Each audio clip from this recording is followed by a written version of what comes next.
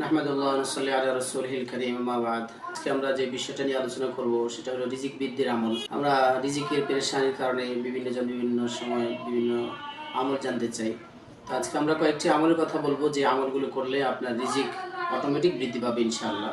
এক নম্বর আমল রিজিক বৃদ্ধির জন্য ঈমান এবং তাকওয়ার উপর চলা। ঈমান আল্লাহ প্রদত্ত নিয়ামত, আল্লাহ পাক ঈমান দিয়েছেন, এটাকে ধরে রাখা, ঈমান বহির্ভূত কোনো কাজ না করা, শিরিক কুফরের সাথে জড়িত না হওয়া, ঈমানের উপর অবিচল থাকা, সাথে তাকওয়ার উপর চলা, গুনাহমুক্ত জীবন। কারণ হাদিসে পাকের মধ্যে আসছে ইন্নাল আবদা লা ইহরামুর রিজক বিযামবিন ইউসিবুহু, গুনাহের কারণে বান্দাকে তার রিজিক থেকে মাহরুম করা হয়, সরিয়ে দেওয়া হয়। এজন্য তাকওয়া ও ঈমানের উপর চলা রিজিক বৃদ্ধির আমল। কোরআনে পাকের মধ্যে আল্লাহ রাব্বুল আলামিন বলেছেন ওয়ালাউ আন্না আহলাল কুরা আমানু ওয়াত্তাকাউ লাফাতাহনা আলাইহিম বারাকাতিম মিনাস সামাই ওয়াল আরদ, আসমান জমিনের রিজিকের সমস্ত দ্বার উন্মোচন করে দিবেন আল্লাহ বলেন দুইটা আমলের মাধ্যমে। আল্লাহ বলেন যদি গ্রামবাসী এরা যদি ঈমান এবং তাকওয়ার উপর চলতো তাহলে আমি আসমান এবং জমিনের সমস্ত বরকতের দরজাগুলো খুলে দিতাম। তাহলে আয়াত থেকে বোঝা যায় যে ঈমান এবং তাকওয়া এটা রিজিক বৃদ্ধির আমল। আরেকটি আমল পাওয়া যায় সূরা নূহের মধ্যে, আল্লাহ রাব্বুল আলামিন বলেন ইস্তাগফিরু রাব্বাকুম ইন্নাহু কানা গাফফারা, তোমরা বেশি বেশি ইস্তেগফার করো। ইস্তেগফার করলে লাভ, অনেকগুলো লাভের কথা আল্লাহ বলেছেন, তার মধ্যে একটি লাভ হলো আল্লাহ বলেন ইউমদিদকুম বিআমওয়াল, আমি আল্লাহ তোমাদের মাল সম্পদ বাড়িয়ে দিব, রিজিক বাড়িয়ে দিবেন আল্লাহ ইস্তেগফারের মাধ্যমে। এজন্য বেশি বেশি ইস্তেগফার করা, আস্তাগফিরুল্লাহ আস্তাগফিরুল্লাহ আস্তাগফিরুল্লাহাল আযীম ওয়া আতুবু ইলাইহি, যে যতটুকু পারেন খুব বেশি বেশি যখনই সুযোগ হয় চলাফেরা উঠা বসা ইস্তেগফার করা। অথবা বাংলাও বলতে পারেন আপনি যে আল্লাহ আমাকে ক্ষমা করে দেন, আল্লাহ আমি অন্যায় করেছি আর করবো না, মাফ করে দেন। তাহলে এক নম্বর আমল বলেছিলাম ঈমান ও তাকওয়ার উপর চলা, দুই নম্বর আমল ইস্তেগফার করা। তিন নম্বর আরেকটি আমল, যে আমলটি করলে আপনার রিজিক অটোমেটিক বৃদ্ধি পাবে, সেটা হলো থেকে যার যার আত্মীয় স্বজনের খোঁজ খবর নেওয়া।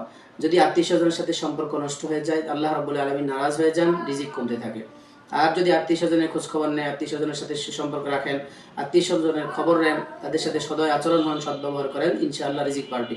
রাসূল আরবি সাল্লাল্লাহু আলাইহি ওয়াসাল্লাম হাদিসে পাকের মধ্যে বলেছেন মান সাররাহু আন ইউবসাতা লাহুর রিজক আও ইউনসা লাহু ফি আথারিহি আও কামা ক্বাল ফালইয়াসিল রাহিমাহু। রাসূল পাক সাল্লাল্লাহু আলাইহি ওয়াসাল্লাম বলেন কেউ যদি চায় যে তার মৃত্যুর পরেও তার সুনাম সুখ্যাতি পৃথিবীর বুকে বাকি থাকুক, এবং কেউ যদি চায় যে তার রিজিক বাড়িয়ে দেওয়া হোক, তার রিজিক প্রশস্ত হোক, তো আল্লাহ রাব্বুল আলামিনের হাবিব বলেন ফালইয়াসিল রাহিমাহু, সে যেন তার আত্মীয়তার বন্ধন, আত্মীয়দের খোঁজ খবর নেয়, আত্মীয়দের সাথে সদয় আচরণ হয়, আত্মীয়দের সাথে খুব বেশি সুন্দর উঠা বসা, তাদের সাথে সুন্দর আচরণ করা, তাদের খোঁজ খবর নেওয়া, এটা রিজিক বৃদ্ধির তৃতীয় মাধ্যম।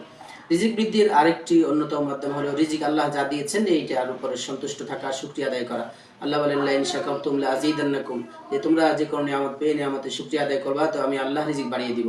তাহলে বোঝা যায় যে আমার রিজিক যে পর্যায়ে আছে, আমি আল্লাহ নিয়ামত এটা পেয়ে আমি শুকরিয়া আদায় করলে আল্লাহ পাক আমার রিজিক বাড়িয়ে দিবেন।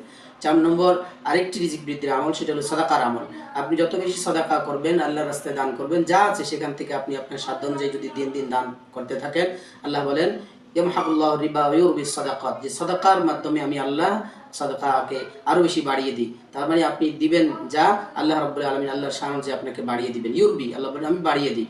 তো এই জন্য সাদাকার আমল যে যত বেশি করতে পারেন ইনশাআল্লাহ আপনার রিজিক বৃদ্ধি পাবে। আমরা কোরআনে পাকের তেলাওয়াত করব। কোরআনে পাকের তেলাওয়াতের মাধ্যমে, কোরআনে পাকের তেলাওয়াত যে যত বেশি করবেন আল্লাহ তার প্রতি তত বেশি সদয়, তত বেশি দয়ালু হবেন, তার প্রতি তত বেশি রহমত নাজিল হবে।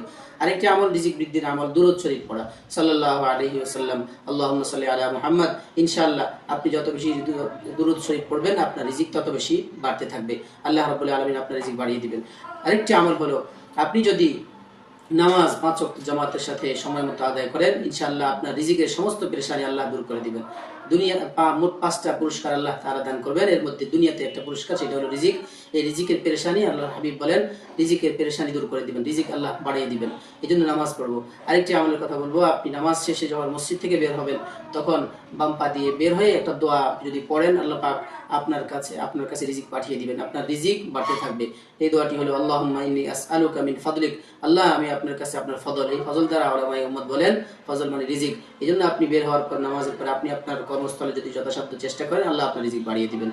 সর্বশেষ আরেকটি আমলের কথা, অনেকগুলো আমলই আছে, সর্বশেষ আরেকটি আমলের কথা বলিও, সেটা শেষ করছি আমাদের আজকের আলোচনা। সেটা হলো আপনি যে কোনো কাজ করবেন বিসমিল্লাহ বলে শুরু করবেন, বিসমিল্লাহির রহমানির রহিম বলে কাজ শুরু করবেন, ইনশাআল্লাহ কাজে বরকত হবে। তাহলে অনেকগুলো আমলের কথা শুনলাম আমরা।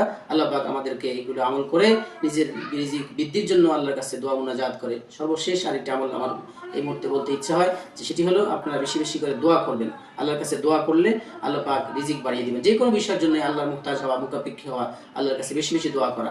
আপনি বাংলায় যতটুকু যা বলতে পারেন খুব বেশি বেশি আল্লাহকে বলেন যে আল্লাহ আমার রিজিকের পেরেশানি, আপনি পেরেশানি দূর করে দেন। রাসূল সাল্লাল্লাহু আলাইহি ওয়াসাল্লাম দোয়া করেছিলেন, আল্লাহুম্মা জাআল রিজকা আলী কাফাফা, আল্লাহ আমার পরিবার রিজিক যথেষ্ট করে দেন। আপনিও দোয়া করতে পারেন।